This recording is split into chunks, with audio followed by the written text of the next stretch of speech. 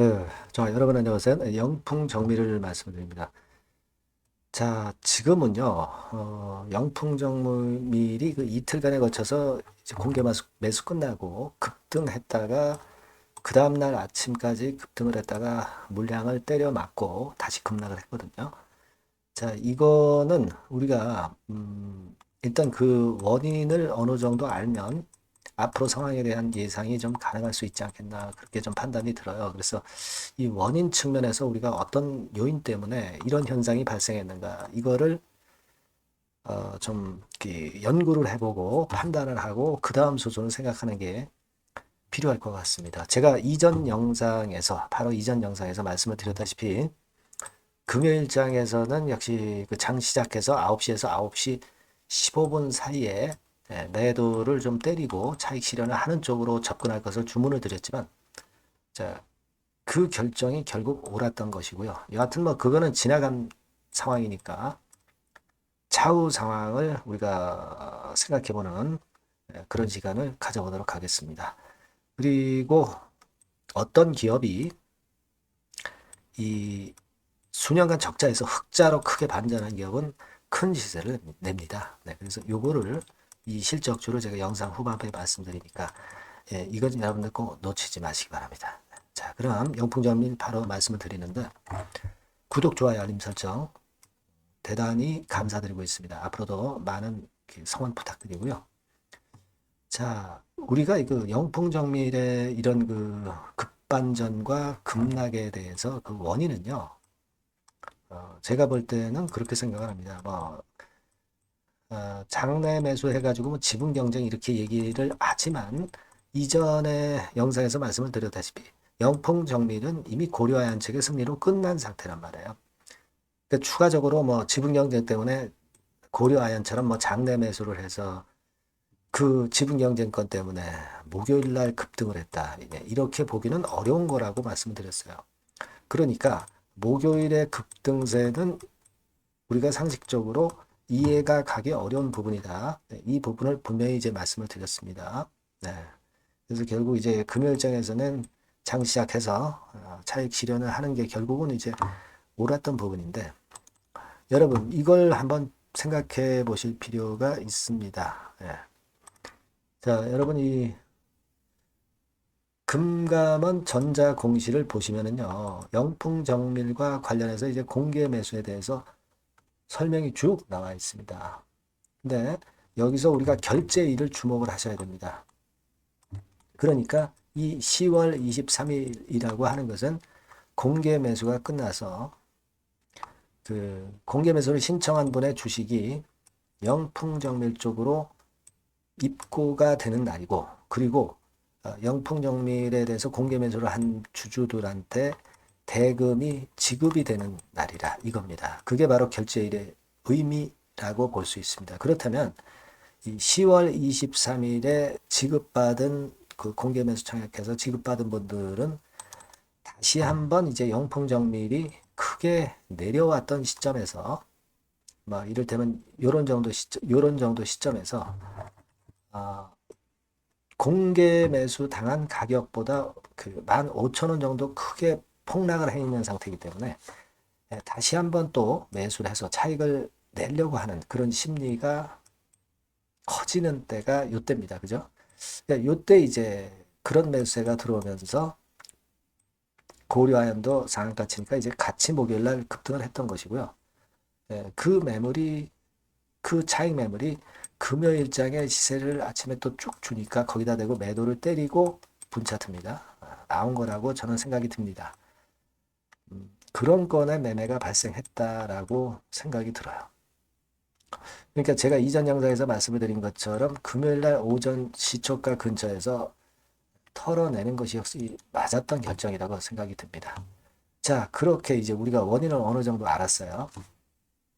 그렇다고 한다면 그 다음 수순은 어떻게 되겠습니까? 그러면 영풍정밀과 관련해서 주가를 지금 바로 올릴 만한, 영풍정밀과 관련해서 주가를 바로 올릴 만한 어떤 이유라든가 재료라고 하는 것이 바로 나올 수가 있다고 보기는 좀 어려워요. 그죠? 네, 바로 나오기는 좀 힘든 그런 부분입니다.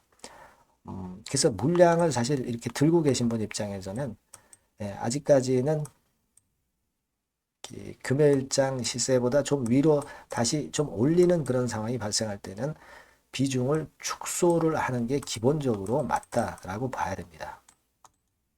그래서 이번에는 뭐 이를테면 19,000원 선을 찍고 다시 반전 시도를 하든지, 그렇지 않으면 좀 더 밑에 자리로 내려가서 저점을 형성을 하든지 막 그렇게 되겠죠.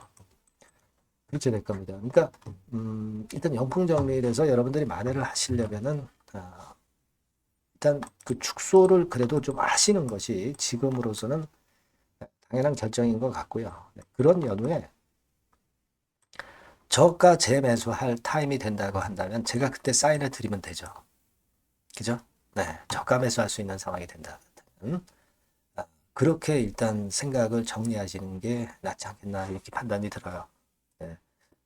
우리가 그런 매매를 지금 현재는 꼭 생각하시고 생각만 해서는 안 되고 이제는 실천을 하셔야 될 것으로 저는 봅니다. 네. 그래서 이 타이밍과 어떤 변화된 순간적인 정보는 제가 여러분들한테 지속적으로 업데이트 드릴 수 있어요.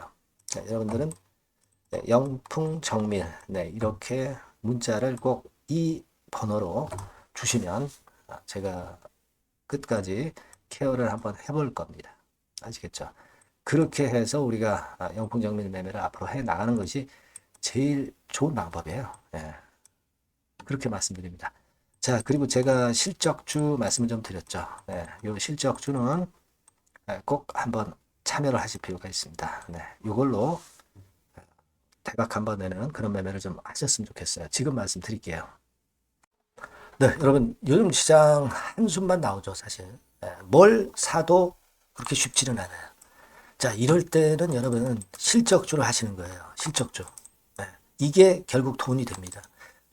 우리가 이 단순한 실적 성장만을 하는 그런 실적주가 아니라 화끈하게 턴어라운드가 되는 그런 실적주를 찾아봤어요. 그래서 하나 찾아냈습니다. 여러분 사실 생각해 보세요. 요즘 같은 시장에서 순환매 하는데 그 순환매 여러분 다 맞출 수 있어요? 불규칙적으로 돌아가는 이 순환매 속에서 그 테마를 여러분들이 적당하게 적정 타이밍에 맞출 수 있냐 이거죠. 절대 쉽지 않다 이거예요. 이제 실적 시즌 임박했잖아요, 여러분. 그렇다면은 타이밍이 아주 기가 막히단 말이에요. 그래서 오늘은 이 실적주에 대해서 제가 하나 찾아낸 거 여러분들한테 아낌없이 드릴 겁니다.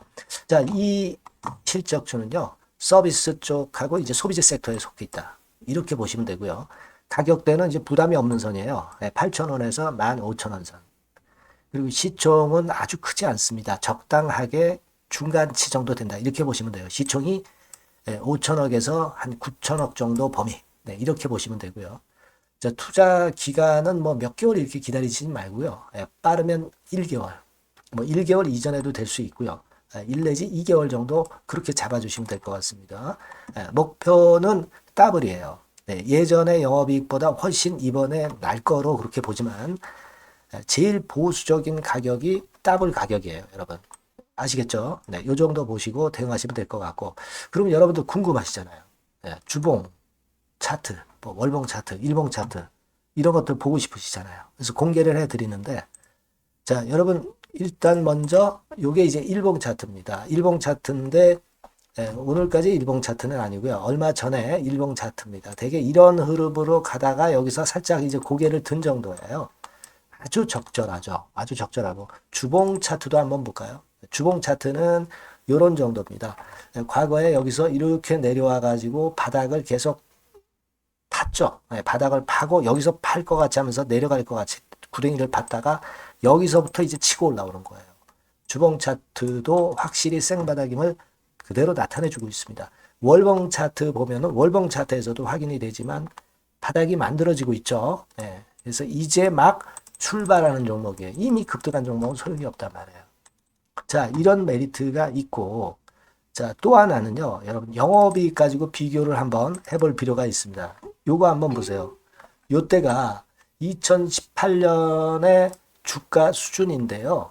이때 영업이익이 가령 XX억이라고 한다고 한다면 이번에 2024년도에 영업이익은 2018년에 3배가 됩니다. 이미 반기 실적에서 확인이 됐고요. 3분기 실적 크게 나올 거고 3, 4분기 실적 여전히 기대가 되고 있고요. 이미 절반은 나왔어요. 절반은 나온 것으로만 봐도 이때 2018년에 3배 정도 영업이익이 난다 이거예요. 자, 그렇다고 한다면 여러분 주가는 최소한 2018년도 이 지점까지는 와야 되잖아. 그리고 사실 3배이기 때문에 여기서 더 뻗어나갈 수 있습니다. 영업이익이. 하지만 일단 제일 보수적으로 보는 곳이 여기고 여기가 지금 시세에 대비해서 더블 정도 가격대란 말이에요. 그러니까 우리가 이런 정도의 패턴이라면은 일단 최소한 더블 정도만 봐도 그게 제일 그 보수적인 목표가 된단 말이에요. 이런 거는 한번 해볼 필요가 있어요. 아시겠습니까? 여기 보시면 이 외인 수급, 기관 수급 같은 경우도 이 지점에서 쌍끌이 매수가 들어오기 시작하고 있습니다. 얼마 안 됐어요. 개인이 팔죠. 개인이 팔고 외인 기관이 사는 거는 되는 겁니다, 여러분. 오케이예요. 네, 잘 아시죠? 네, 이런 정도의 지금 현재 패턴을 보여주고 있는 종목이기 때문에 우리가 상당히 기대가 됩니다. 특히 수년간 적자에서 턴어라운드가 됩니다. 흑자로 완전히 바뀌는 거예요. 원년이에요, 원년. 그리고 3분기 실적 같은 경우는 2분기 실적이 나왔을 거 아니야.